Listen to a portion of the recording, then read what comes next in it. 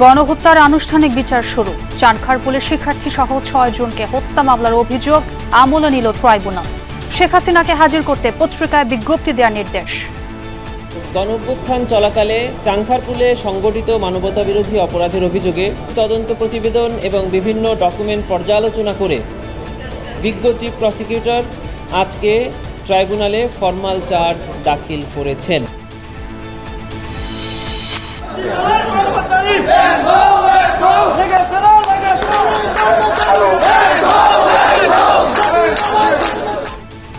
সরকারি চাকরি অধ্যাদেশের খসড়া অনুমোদনের প্রতিবাদে সচিবালয়ে বিক্ষোভ সমাবেশ। কালাকানুন বাতিলের দাবি, কাল থেকে কার্যক্রম বন্ধের হুঁশিয়ারি। পরিষ্কার করে কোনো বক্তব্য না দেওয়া হয় জনপ্রশাসন মন্ত্রণালয় থেকে, আগামীকাল থেকে আমরা সচিবালয়ের সমস্ত গেট বন্ধ করে দেব। এই আইন কতিপয় ব্যক্তির হীন স্বার্থ এবং ইগো চরিতার্থ করার জন্য করা হয়েছে। সরকার কোনো রাজনৈতিক দলকে প্রতিষ্ঠিত করার দায়িত্ব নিলে মেনে নেবে না জনগণ, মন্তব্য রিজভীর। দলগুলোতে মতভেদ থাকলেও সংকট নিরসনের চেষ্টাও আছে বললেন হাসনাত। রাজনৈতিক দলের মধ্যে মতপার্থক্য থাকবে, আবার যখন সংকটকালীন সময় আসে তখন সেটা হচ্ছে আবার আমাদের এই বিভেদটাই হচ্ছে আবার আমরা হচ্ছে কাটিয়ে উঠে আবার ঐক্যবদ্ধ হই। এইটাই হচ্ছে আমাদের জাতীয় চরিত্র। জাতীয় ঐক্যমত্য কমিশনের সাথে বৈঠকে সংবিধানে হাত না দেওয়ার আহ্বান সুশীল সমাজের। সবার সাথে আলোচনা করে জাতীয় সনদ তৈরির লক্ষ্য বললেন আলী রিয়াজ। জন্ম জয়ন্তীতে কাজী নজরুল ইসলামের সমাধিতে শ্রদ্ধা, গবেষণা ও তরুণ প্রজন্মের কাছে জাতীয় কবিকে নবরূপে উপস্থাপনের তাগিদ। তার জীবনের যে আলেখ্য তার দ্বারা তিনি সেটি প্রমাণ করেছেন, শুধু লিখেছেন তাই না, নিজে সেটি তিনি করে দেখিয়েছেন। তিনি শিখিয়ে গেছেন যে সব সময় সত্যের পথে থাকব, অন্যায় অত্যাচারের বিরুদ্ধে কথা বলবো, রুখে দাঁড়াবো।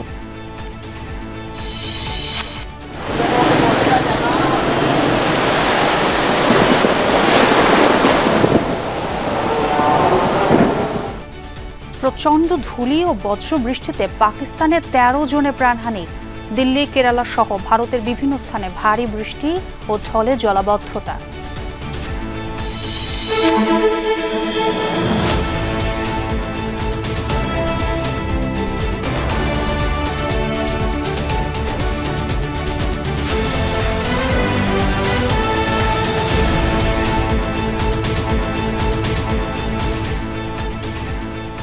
আমন্ত্রণ দুপুরে বাংলাদেশে। পুরো সংবাদ জানাবো আমি ছোঁয়া খন্দকার। এতক্ষণ শিরোনাম দেখছিলেন। ৫ আগস্ট রাজধানীর চানখারপুলে শিক্ষার্থী সহ ৬ জনকে হত্যার ঘটনায় ট্রাইব্যুনালে আনুষ্ঠানিকভাবে অভিযোগ দাখিল করেছে প্রসিকিউশন।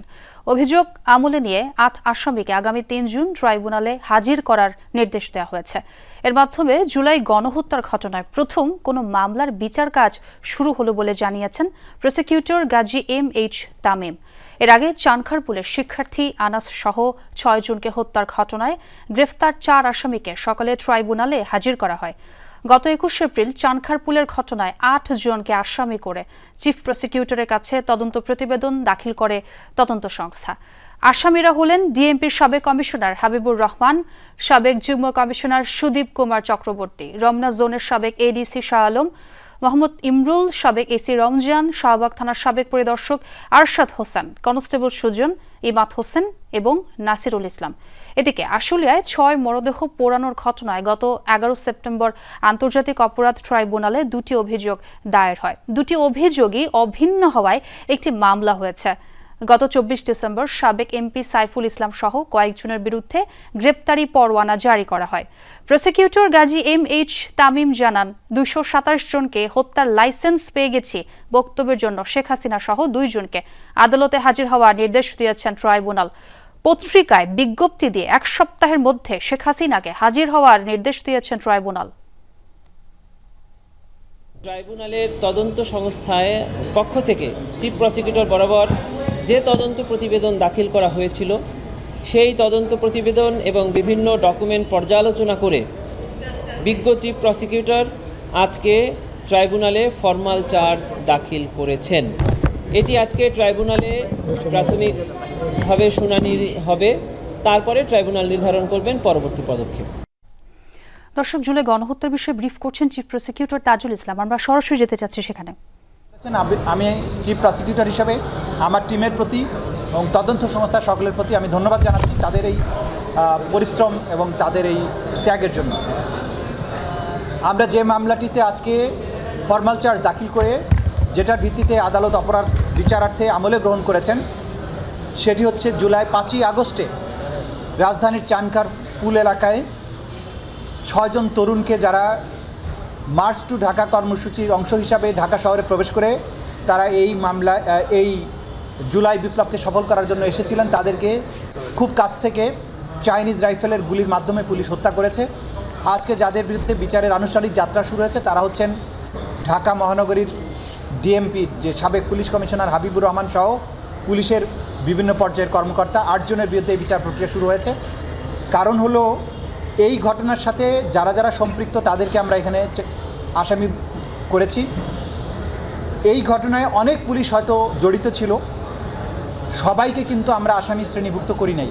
এটার যুক্তি হচ্ছে যে যারা সরাসরি চাইনিজ রাইফেল ব্যবহার করে মানুষকে হত্যা করেছে, ভিডিও ফুটেজে যাদেরকে আইডেন্টিফাই করা গেছে তাদেরকে আমরা বিচারের জন্য সোপর্দ করেছি। পাশাপাশি তাদের যারা সুপিরিয়র কমান্ডার ছিল অর্থাৎ ঢাকা মহানগরীর পুলিশ কমিশনার হাবিবুর রহমান, সুদীপ কুমার এবং ইমরুল, এই সমস্ত যারা সরাসরি নির্দেশ দিয়ে মানুষকে হত্যা করেছিলেন, যারা উপস্থিত থেকে নির্দেশনা দিয়েছেন, যারা পাশি থেকে ফ্যাসিলিটেট করেছেন, এই সমস্ত লোকদেরকে আমরা বিচারের জন্য আজকে সোপর্দ করেছি। এই মামলাতে বিভিন্ন ডকুমেন্ট আমরা দাখিল করেছি। শেখ হাসিনার পক্ষ থেকে যে নির্দেশনা দেওয়া হয়েছিল লিথাল ওয়েপন ব্যবহারের, সেই ভয়েস শেখ হাসিনা বিভিন্ন ব্যক্তির সাথে কনভারসেশনের মাধ্যমে যে শক্তি প্রয়োগ, লিথাল ওয়েপন ব্যবহার করে বিক্ষোভকারীদেরকে হত্যা করার যে নির্দেশ দিয়েছিলেন সেগুলো আমরা এখানে দাখিল করেছি। কিন্তু তাকে এই মামলাতে সরাসরি আসামি করা হয়নি, কারণ তার বিরুদ্ধে সেপারেটভাবে চার্জশিট দাখিল হয়েছে এবং সেখানে তার বিরুদ্ধে আলাদাভাবেই আনুষ্ঠানিক অভিযোগ অর্থাৎ ফরমাল চার্জ দাখিল করা হবে। এটা ছিল আজকের প্রসিডিংস। এর বাইরে শেখ হাসিনা এবং শাকিল আহমেদ নামে আওয়ামী লীগের গাইবান্ধার যে নেতা, যাদের মধ্যে টেলিফোন কনভারসেশনের মাধ্যমে শেখ হাসিনা বাংলাদেশে সমস্ত এই জুলাই বিপ্লবের যারা মামলা করেছেন, যারা মামলার বাদী হয়েছেন, সাক্ষী হয়েছেন, তাদের বাড়িঘর জ্বালিয়ে দেওয়া এবং তাদেরকে হত্যা করার যে নির্দেশনা দিয়েছিলেন, সেই টেলিফোনিক কনভারসেশনটা ভিত্তিতে একটা কন্টেম্পট প্রসিডিংস তার বিরুদ্ধে ড্র হয়েছিল। আজকে সেই কন্টেম্পট প্রসিডিংসেরও ফার্দার শুনানি ছিল। সেটা শুনানি অন্তে আগামী 3রা জুন এটার পরবর্তী আদেশের জন্য ধার্য করা হয়েছে। যে কন্টেম্পট প্রসিডিংসে সাধারণত নোটিশ জারি হওয়ার পরে পত্রিকাতে বিজ্ঞপ্তি দেওয়ার প্রয়োজন হয় না, কিন্তু স্বচ্ছতার স্বার্থে, আন্তর্জাতিক মানদণ্ড রক্ষা করার স্বার্থে কেউ যাতে প্রশ্ন তুলতে না পারেন, সে কারণেই এই আসামিদেরকে কন্টেম্পট প্রসিডিংসে হাজির হওয়ার ব্যাপারে পত্রপত্রিকায়, দুটো বহুল প্রচালিত পত্রিকায় বিজ্ঞপ্তি দিয়ে তাদেরকে আদালতে হাজির হওয়ার জন্য নির্দেশ যেটা দিয়েছেন সেটা নোটিফিকেশন আকারে পত্রিকায় ছাপার নির্দেশ দিয়েছেন। সেটাও আগামী 3 তারিখে ফার্দার আদেশের জন্য আসবে এবং সেদিন যদি তারা হাজির না হন, তাদের আইনজীবীর মাধ্যমেও যদি জবাব না দেন, তাহলে আদালত এই ব্যাপারে পরবর্তী আদেশ প্রদান করবে। জুলাই আগস্টের গণহত্যা নিয়ে কিছু কথা বলছেন, আওয়ামী লীগের 16 বছরের নিঃশঙ্কতার ইতিহাস সেটা তুলে ধরেছেন, কী বলতে চেয়েছিলেন? আমরা যেটা বলেছি, আওয়ামী লীগের জন্ম থেকে শুরু করে যতদিন তারা বাংলাদেশের শাসন ক্ষমতায় ছিলেন তাদের পুরো কর্মকাণ্ডের পেছনের ইতিহাসটা তুলে ধরা হয়েছে। প্রথম শাসন আমলে অর্থাৎ 71 সালের পরবর্তী 72 থেকে 75 সময় পর্যন্ত আওয়ামী লীগ বাংলাদেশে যে কর্মকাণ্ডগুলো করেছে, গণতন্ত্রকে হত্যা করা, একদলীয় শাসন কায়েম করা, নির্বাচন ব্যবস্থাকে সেই সময় 72-73 সালের নির্বাচন ব্যবস্থাকে কীভাবে ধ্বংস করেছিল, কীভাবে 30,000 জাসদ কর্মীকে রক্ষী বাহিনী গঠনের মাধ্যমে হত্যা করা হয়েছিল, সেই সময়ে মুজিব বাহিনী, রক্ষী বাহিনী কীভাবে একটা আতঙ্কে পরিণত হয়েছিল, এই ইতিহাস আমরা তুলে ধরেছি। সরকারি চাকরি অধ্যাদেশ 2025-এর খসড়া অনুমোদনের প্রতিবাদে সচিবালয়ে বিক্ষোভ ও সমাবেশ করেছে সচিবালয় কর্মকর্তা কর্মচারী সংযুক্ত পরিষদ। তাদের দাবির প্রতি সমর্থন জানিয়েছে বৈষম্য বিরোধী কর্মচারী ঐক্য ফোরাম। নিবর্তনমূলক ও কালা কানুন আখ্যা দিয়ে অধ্যাদেশটি প্রত্যাহারের দাবি জানিয়ে আসছে সংগঠনটি। সকালে শত শত কর্মচারী দপ্তর ছেড়ে মিছিলে যোগ দেন। সেখান থেকে তারা সরকারি চাকরি অধ্যাদেশের সংশোধনের দাবি জানিয়ে আসছে সংগঠনটি। সকালে শত শত কর্মচারী দপ্তর ছেড়ে মিছিলে যোগ দেন। সেখান থেকে তারা সরকারি চাকরি অধ্যাদেশের সংশোধন, নিবর্তনমূলক ও কালা কানুন বাতিলের দাবি জানায়। দাবি না মানলে আগামীকাল থেকে সচিবালয় কার্যক্রম বন্ধ রাখার হুঁশিয়ারিও দিয়েছেন পরিষদের নেতারা। দাবির প্রতি সমর্থন জানিয়ে মন্ত্রিপরিষদ বিভাগ ও জনপ্রশাসন মন্ত্রণালয়ে অবস্থান নেয় বৈষম্য বিরোধী কর্মচারী ঐক্য ফোরাম। প্রস্তাবিত অধ্যাদেশ বাতিল সহ নিয়োগ পদোন্নতি সংক্রান্ত জনপ্রশাসন বিষয়ক উপদেষ্টা কমিটি বাতিলের দাবি জানিয়েছে এই ফোরাম। আওয়ামী লীগের সুবিধাভোগী সচিবদের দ্রুত অপসারণের দাবিও জানিয়েছেন ফোরাম নেতারা।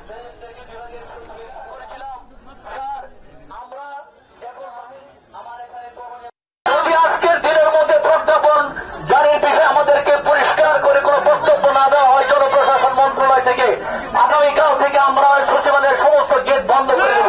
জনগণের প্রজাতন্ত্রের কর্মচারীদের কোন উপকারের জন্য করা হয়নি। এই আইন কতিপয় ব্যক্তির হীন স্বার্থ এবং ইগো চরিতার্থ করার জন্য করা হয়েছে। রাজনৈতিক দলগুলোর মধ্যে যেমন বিভেদ রয়েছে, তেমনি জাতীয় সংকট উত্তরণের সামগ্রিক প্রচেষ্টা অব্যাহত। এই মন্তব্য করেছেন জাতীয় নাগরিক পার্টির দক্ষিণাঞ্চলের মুখ্য সংগঠক হাসনাত আব্দুল্লাহ। সকালে চট্টগ্রামের ২ নম্বর গেট বিপ্লব উদ্যান থেকে জুলাই হত্যার বিচারের দাবিতে জনমত আর জন আকাঙ্ক্ষা গড়তে পথসভার আয়োজন করে দলটি। সেখানে হাসনাত বলেন, দেশে যখনই সংকট এসেছে গণঅভ্যুত্থানে অংশগ্রহণকারী দল এবং ফ্যাসিবাদ বিরোধীরা ঐক্যবদ্ধভাবে প্রতিরোধ করেছে। অন্তর্বর্তী সরকারের ২ ছাত্র উপদেষ্টাকে নিয়ে দলীয় ট্যাগিং দেয়া হচ্ছে বলে অভিযোগ করেন তিনি। হাসনাত জানান, গণঅভ্যুত্থানের প্রতিনিধি হিসেবে ২ ছাত্র উপদেষ্টা অন্তর্বর্তী সরকারের দায়িত্ব পালন করছেন, কোনো দলের হয়ে নয়। রাজনৈতিক দলের মধ্যে মতপার্থক্য থাকবে, আবার যখন সংকটকালীন সময় আসে তখন সেটা হচ্ছে আবার আমাদের এই বিভেদটাই হচ্ছে আবার আমরা হচ্ছে কাটিয়ে উঠে আবার ঐক্যবদ্ধ হই। এইটাই হচ্ছে আমাদের জাতীয় চরিত্র। দর্শক, এনসিপির পথসভার খবরাখবর জানতে চাই। আমার সহকর্মী আমার সঙ্গে যোগ দিয়েছেন, সুমন আছেন আমার সঙ্গে, শহীদুল সুমন। সুমন, আপনার কাছ থেকে একটু জানতে চাই, এনসিপির যে পথসভাটি এখন সেটি কোথায় আছে এবং এনসিপির নেতাকর্মীরা কি বললেন আসলে একটু জানাবেন আমাদের।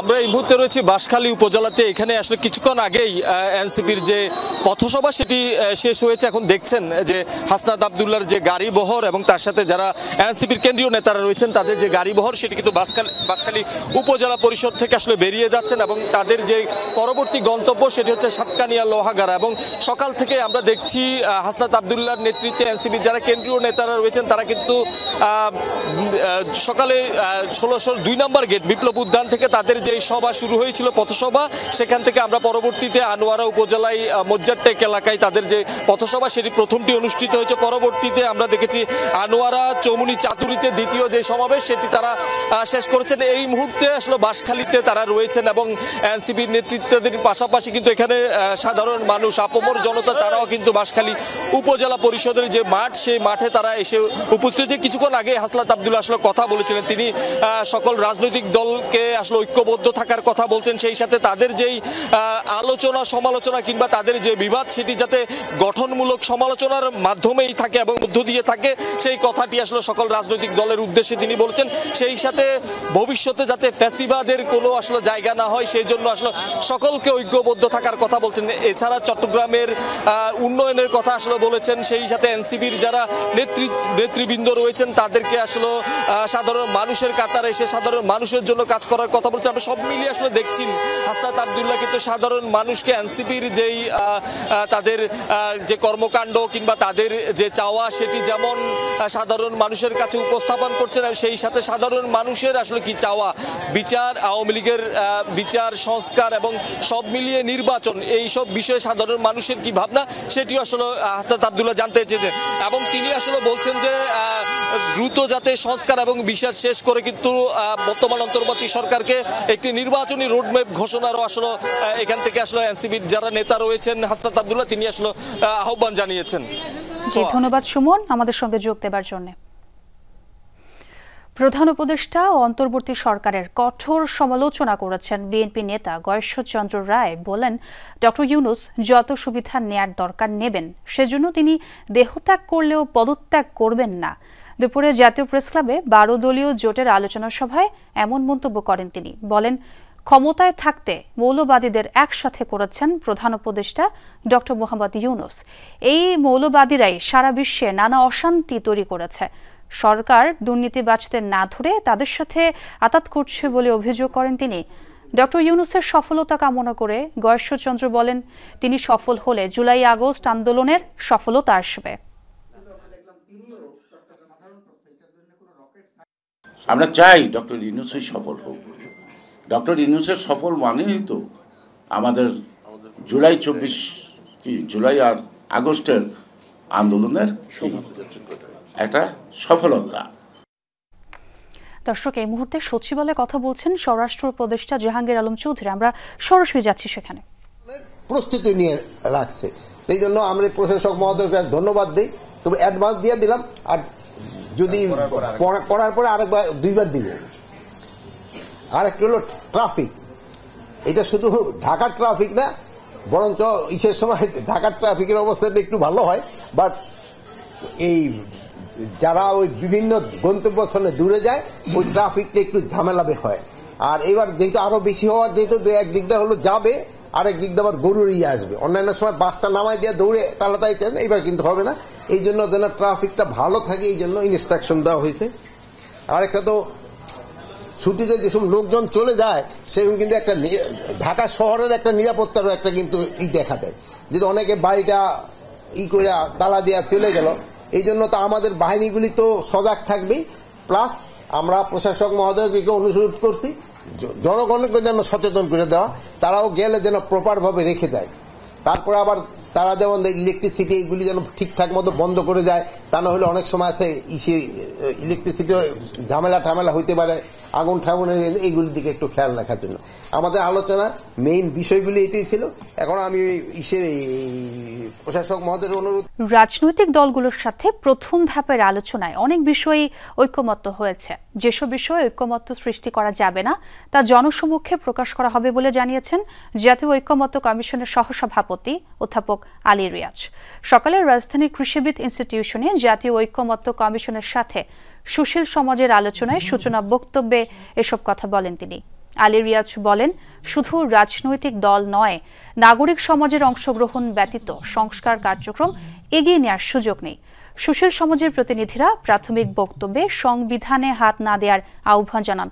অধ্যাপক আলী রিয়াজ জানান, প্রথম পর্যায়ে 33টি রাজনৈতিক দলের সাথে আলোচনা হয়েছে কমিশনের। বলেন, গণভ্যুত্থানের মধ্য দিয়ে অমিত সম্ভাবনাকে কাজে লাগিয়ে কমিশনের চূড়ান্ত লক্ষ্য জাতীয় সনদ তৈরি করা।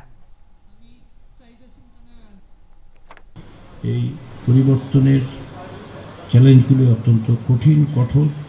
কেননা চেষ্টাটা হচ্ছে রাষ্ট্র কাঠামোর কিছু প্রাতিষ্ঠানিক এবং কাঠামোগত পরিবর্তন। আমাদের প্রত্যাশা সমাজের বিভিন্ন অংশের মধ্যে, রাজনৈতিক দল সহ বিভিন্ন অংশের মধ্যে এই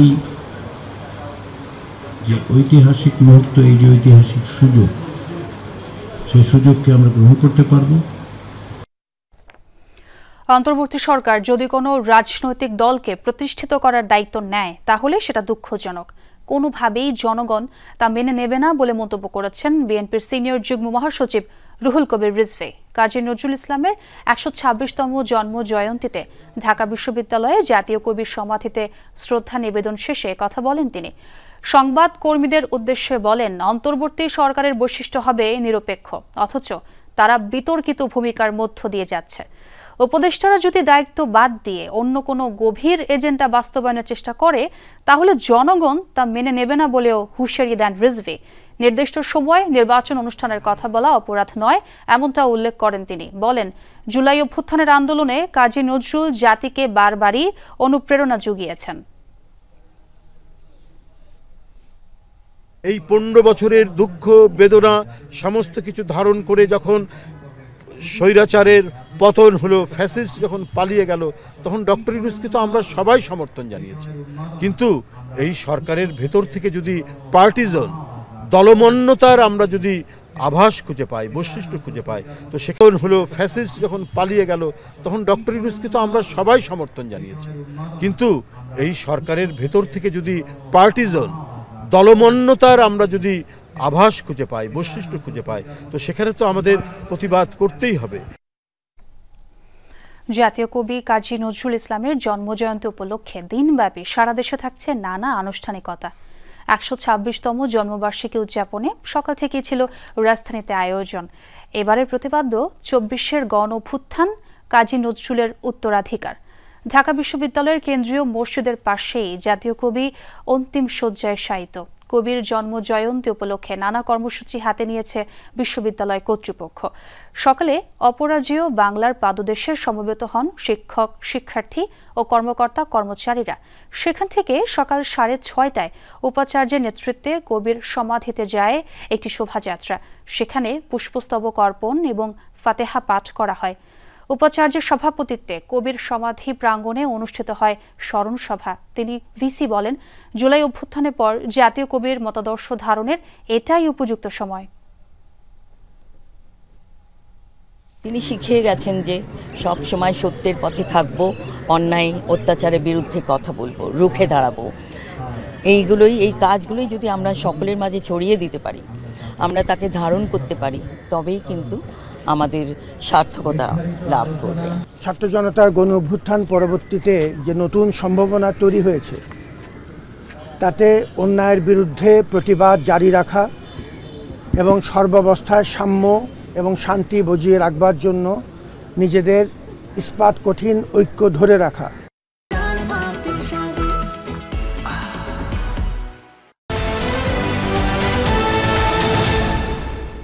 আবারও স্বাগত, দেখছেন দুপুরে বাংলাদেশ। চট্টগ্রাম বন্দর নয়, টার্মিনাল ব্যবস্থাপনার দায়িত্ব বিদেশি প্রতিষ্ঠানকে দেওয়ার উদ্যোগ আছে বলে জানিয়েছেন প্রধান উপদেষ্টার প্রেস সচিব শফিকুল আলম। তিনি বলেন, বিদেশি বিনিয়োগ আনতে হলে বন্দরের সক্ষমতা বাড়াতে হবে। ক্যাপিটাল মার্কেট জার্নালিস্ট ফোরাম আয়োজিত CMJF টকে একথা বলেন প্রেস সচিব। জানান, NBRকে 2 ভাগ করা সরকারের অগ্রাধিকার কার্যক্রমের অংশ। এতে রাজস্ব আদায় বাড়বে। বিদেশি বিনিয়োগ আনতে নানা ক্ষেত্রে সংস্কার চলছে বলেও জানান শফিকুল আলম।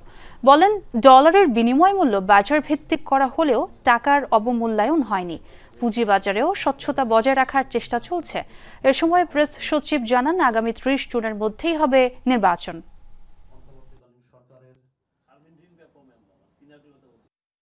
আমরা চিটাংপুরকে কাউকে দিচ্ছি না। চিটাংপুরের টার্মিনাল যাতে তারা ইনভেস্ট করেন, ম্যানেজ করেন।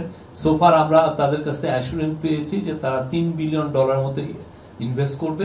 ডিপি ওয়ার্ল্ডের সাথে কথা বলছি, এপি মুলার মার্কসের সাথে কথা বলছি এবং সিঙ্গাপুরের পোর্ট অফ সিঙ্গাপুর অথরিটির সাথে কথা বলছি। এর ফলে যেটা হবে, ওরা যদি ম্যানেজ করেন তাহলে আমাদের পোর্ট এফিসিয়েন্সি বাড়বে। আর পোর্ট এফিসিয়েন্সির দিকে তাকিয়ে থাকে ওয়ার্ল্ডের বড় বড় কোম্পানিগুলো যারা ম্যানুফ্যাকচারিংয়ে ইনভেস্ট করেন। দেশের স্বার্থের বিরুদ্ধে যায় এমন কিছুতে সমর্থন নেই জামাতের। দেয়া যাবে না করিডোর ও বন্দর, বলেছেন জামাত ইসলামের আমির ডাক্তার শফিকুর রহমান। দুপুরে মৌলভীবাজারের কুলাউড়ায় চা শ্রমিকদের সাথে মতবিনিময় শেষে জামাতের আমির বলেন, করিডোর ও বন্দরের মতো ইস্যুতে নির্বাচিত সরকারেরই সিদ্ধান্ত নেওয়া উচিত। অন্তর্বর্তী সরকার সিদ্ধান্ত নিতে চাইলে সকল রাজনৈতিক দলের মতামত নেওয়া প্রয়োজন বলেও মনে করেন তিনি।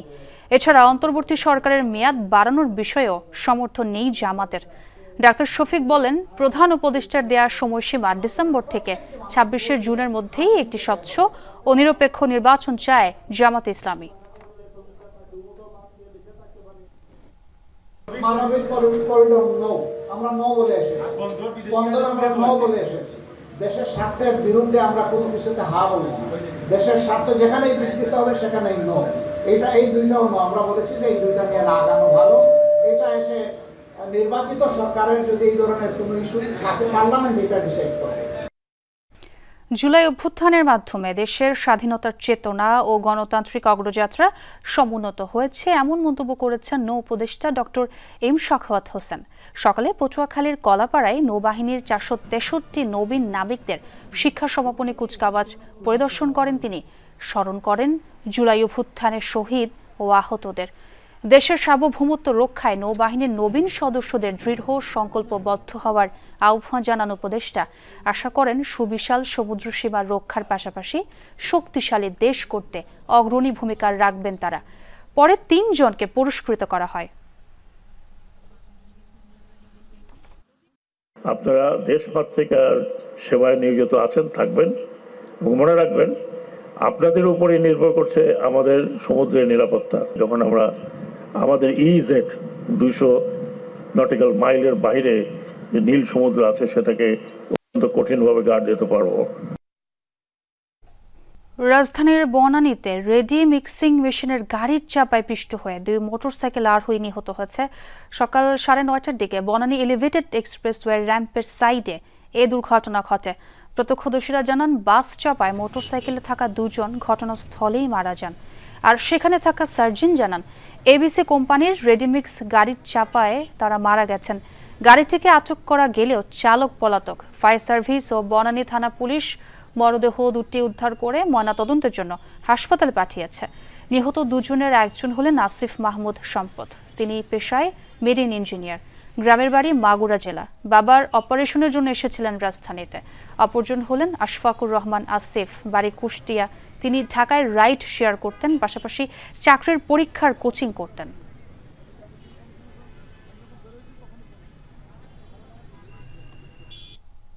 বাসে চাপ দিয়া ওই লোকটারে বাড়ি দিয়া মাথার মজক চিটকিয়া বিটকিয়া আমার মায়া চিৎকার মারে দেখে আমি ওন্দে উঠে গেছি।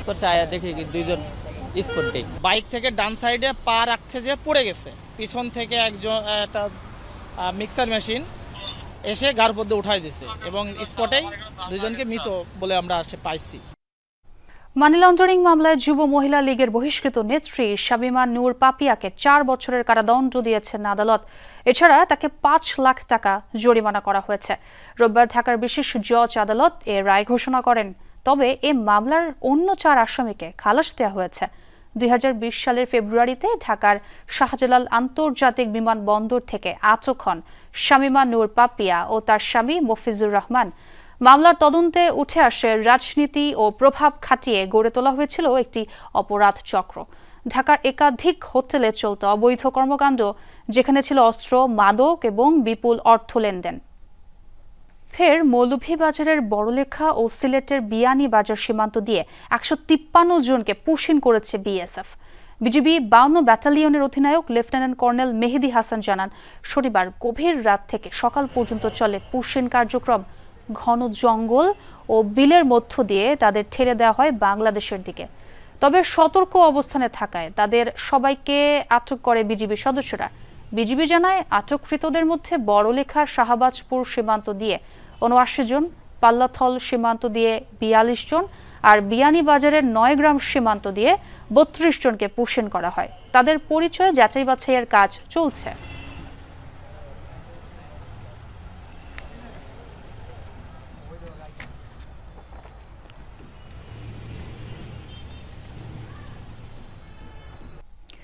বিভিন্ন সময় ভারতে কাজের জন্য যাওয়া 19 বাংলাদেশিকে মেহেরপুর সীমান্ত দিয়ে ফেরত পাঠিয়েছে বিএসএফ। ভোররাতে মুজিবনগর উপজেলার সোনাপুর মাছপাড়া সীমান্ত দিয়ে তাদের ফেরত পাঠানো হয়। তাদের মধ্যে 9 শিশু ও 5 নারী রয়েছেন, বাকিরা পুরুষ। পুলিশ জানিয়েছে, সীমান্ত পার হয়ে কেদারগঞ্জ বাজারে অবস্থান করছে কিছু মানুষ। এমন সংবাদের ভিত্তিতে মুজিবনগর থানা পুলিশ অভিযান চালিয়ে তাদের আটক করে। বিভিন্ন সময়ে কাজের সন্ধানে অবৈধভাবে তারা ভারতে গিয়েছিলেন, থাকতেন হরিয়ানার রাজ্যে। আটককৃতদের জিজ্ঞাসাবাদ চলছে। আবারও সীমান্তে বিএসএফ এর গুলি। ব্রাহ্মণবাড়িয়ার কসবায় আহত হয়েছেন 2 বাংলাদেশি। শনিবার রাতে খাদলা এলাকায় শ্যামপুর সীমান্তে হয় এই ঘটনা। বিজিবি জানায়, স্থানীয় রবিউল, আজাদ সহ কয়েকজন সীমান্ত এলাকায় যান, তখনই বিএসএফ জওয়ানরা তাদের দিকে গুলি ছোড়ে। এ সময় গুলিবিদ্ধ হয় রবিউল ও আজাদ। বাকিরা তাদের উদ্ধার করে নিয়ে যায় সদর হাসপাতালে। এ বিষয়ে কোম্পানি কমান্ডার পর্যায়ে বিজিবি বিএসএফ এর মধ্যে বিকেলে পতাকা বৈঠক হওয়ার কথা রয়েছে। তান্ত্রিক শাস্ত্রিক মা ফাতেমার দরবার থেকে জিনের বাদশা প্রতারক চক্রের 3 সদস্যকে গ্রেফতার করেছে police bureau of investigation PBI. সকালে রাজধানীর 7 ফিট রোডে পিবিআই উত্তরের কার্যালয়ে সংবাদ সম্মেলনে অতিরিক্ত পুলিশ মহাপরিদর্শক মোহাম্মদ এনায়েত হোসেন মান্নান জানান, তেজগাঁও থানার এক মামলার তদন্তে নেমে এই প্রতারক চক্রের খোঁজ পায় তারা। ভোলা সদর থেকে প্রতারক চক্রের এই 3 সদস্যকে গ্রেফতার করা হয়।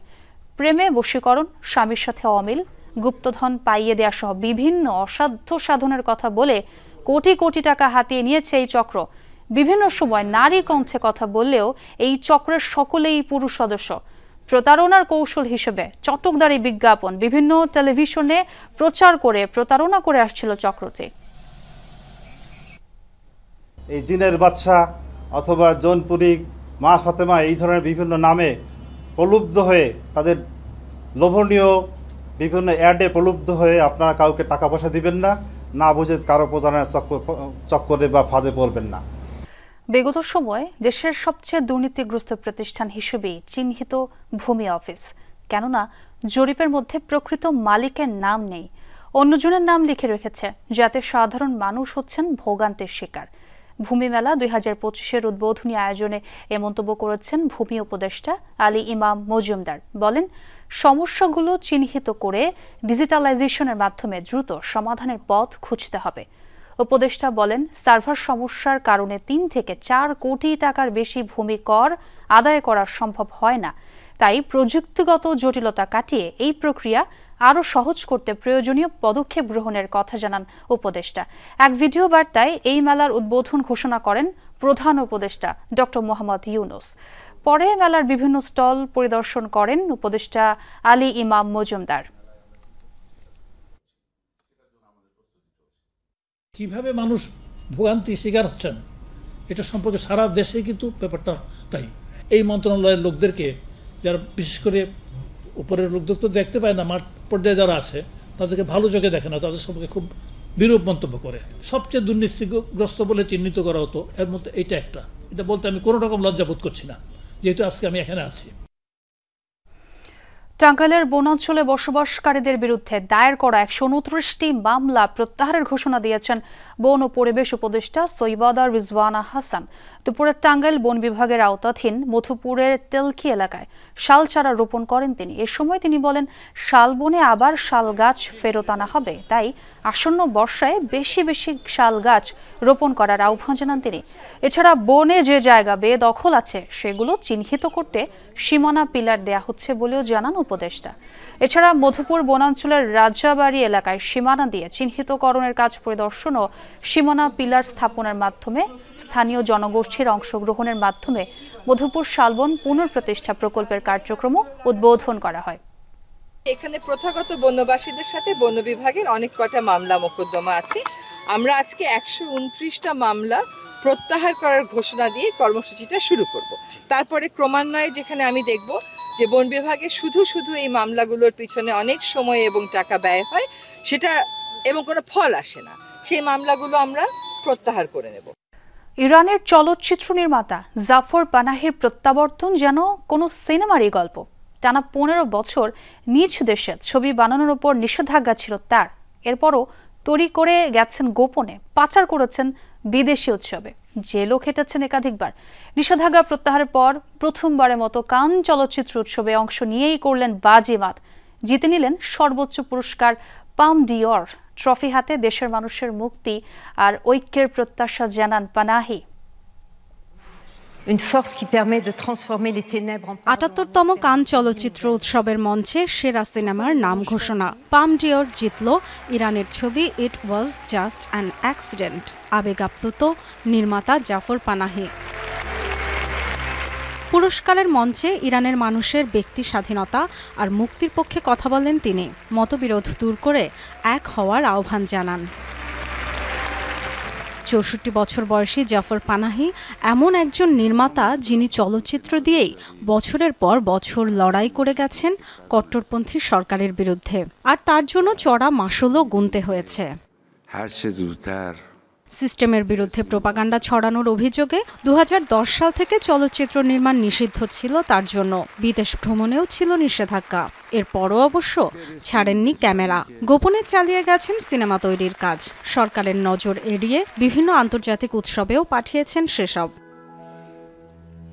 তার একাধিকবার জেলবন্দি থাকার অভিজ্ঞতায় তৈরি স্বর্ণপাম জয়ী এই রিভেঞ্জ থ্রিলার। উৎসবে অংশ নিয়ে জানালেন সে গল্প। ছবিতে যা দেখানো হয়েছে তা প্রায় অর্ধশত বছর ধরে ইরানের কারাগারে বন্দী থাকা মানুষগুলোর অভিজ্ঞতা। মাঝে মাঝে আমার হাস্যকরই লাগে, একজন শিল্পীকে কারাগারে ছুড়ে দেওয়ার অর্থ কি হতে পারে। আপনারা কি বুঝতে পারছেন? জেলে গিয়ে আরো নতুন আইডিয়া পাচ্ছেন তারা।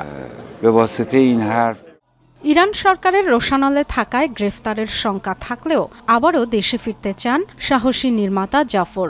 জানান কোনো কিছুকেই ভয় করেন না তিনি, আবারও নিতে চান চলচ্চিত্র নির্মাণের চ্যালেঞ্জ। দেশের সব মানুষের মতোই আমার আচরণ, যেখানে প্রতিনিয়ত বাধা, পর্দা নিয়ে কড়াকড়ি, এরপরও অনেকে তা মানছে না। সেটা কি বিপজ্জনক নয়? উৎসব শেষ হলেই আমি তেহরান যাব। 2003 সালে সব শেষ কান উৎসবে গিয়েছিলেন চলচ্চিত্র ক্রিমসন গোল্ড নিয়ে। 22 বছর পর স্ত্রী তাহিরি সাইদি ও মেয়ে সলমাজকে নিয়ে এবারের ফ্রান্স যাত্রা আরও স্মরণীয় হয়ে থাকবে তার জন্য। স্বর্ণপাম জয়ের মধ্য দিয়ে ইউরোপের 3টি বড় ফিল্ম ফেস্টিভ্যালে সেরা ছবির পুরস্কার জয়ের বিরল রেকর্ড গড়েছেন জাফর। ডরথি তাস্ট্রিন, যমুনা নিউজ। পাকিস্তানের পাঞ্জাব প্রদেশে তীব্র ধূলিঝড় ও বজ্রসহ বৃষ্টিপাতে প্রাণ হারিয়েছেন কমপক্ষে 13 জন, আহত আরও 92 জন। প্রশাসন জানিয়েছে ঘরবাড়ি ধস আর নিরাপদ আশ্রয়ের অভাবেই হয়েছে বেশিরভাগ মৃত্যু। ঝড়ে ক্ষতিগ্রস্ত অনেক কাঁচা ও পুরানো ঘরবাড়ি। পাঞ্জাবের শেখুপুরায় একটি কারখানার ছাদ ধসে হতাহত হন অনেকে। লাহোর এবং আশপাশের এলাকায়ও তৈরি হয় ব্যাপক বিপর্যয়। আহতদের চিকিৎসা সেবা ও ক্ষতিগ্রস্তদের আর্থিক সহায়তা প্রদানের ঘোষণা দিয়েছে পাঞ্জাব প্রশাসন। ভারী বৃষ্টির কবলে ভারতের দিল্লি থমকে গেছে জনজীবন। রোববার দিল্লির বিভিন্ন স্থানে সর্বোচ্চ 81 মিলিমিটার পর্যন্ত বৃষ্টিপাত রেকর্ড করা হয়েছে। জলাবদ্ধতা তৈরি হয়েছে বেশ কয়েকটি এলাকায়। বাড়িঘরেও ঢুকে পড়েছে পানি। রাস্তাঘাটের পাশাপাশি তলিয়েছে বহু যানবাহন। তীব্র যানজটের ফলে অসহনীয় ভোগান্তিতে পড়েছে বাসিন্দারা। বজ্রপাতের কারণে 2 শতাধিক বিমান চলাচলের সময় পরিবর্তন করেছে বিমানবন্দর কর্তৃপক্ষ। ভারী বৃষ্টিপাতের ফলে দিল্লির এক সরকারি ভবন ধসে মৃত্যু হয়েছে এক পুলিশ কর্মকর্তার। দর্শক, এ ছিল দুপুরে বাংলাদেশে এতক্ষণ যারা সঙ্গে ছিলেন সবাইকে ধন্যবাদ।